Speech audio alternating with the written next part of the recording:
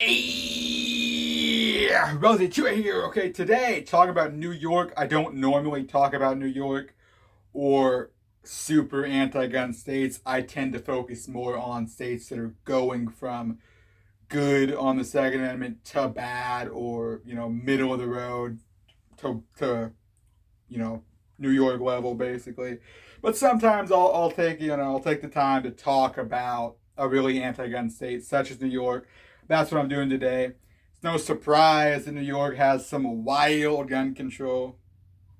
Okay, and they're trying to get even more wild gun control. Okay, I'm talking about two bills today. One is pretty expected and kind of standard for New York. The other is extreme, even for New York, okay? So first I'm talking about S4911 out of New York. This bill looks to ban the sale of firearms or ammunition on state property in the state of New York. Now, I don't know how many firearms are being sold on state property. I assume this probably goes after like maybe gun shows, which may be held at like fairgrounds or whatnot.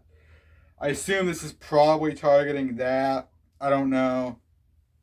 In any case, this is just another bill to contribute to New York trying to make the whole state of New York a gun free zone. Okay, they got multiple bills. They're trying to get multiple more. All these bills together effectively makes the whole state of New York a gun free zone. This is just looking to continue that. Okay, not a good situation. Now, the next bill I'm talking about is wild, like I said, even for New York. I did talk about this bill before, but that was back on the roundup when I was doing that, which nobody watched. Okay, so talking about it again.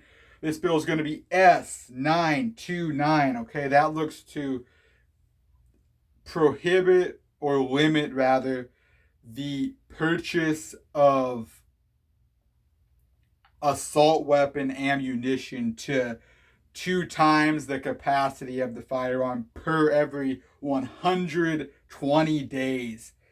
Okay, so basically in New York, they got a 10 round magazine ban. Okay, so like basically you wouldn't be able to buy more than 20 rounds of ammunition for a so called assault weapon per every 120 days. Okay, now there are tons of things wrong with this. Okay, one, this is not enforceable without an ammunition registry. Two,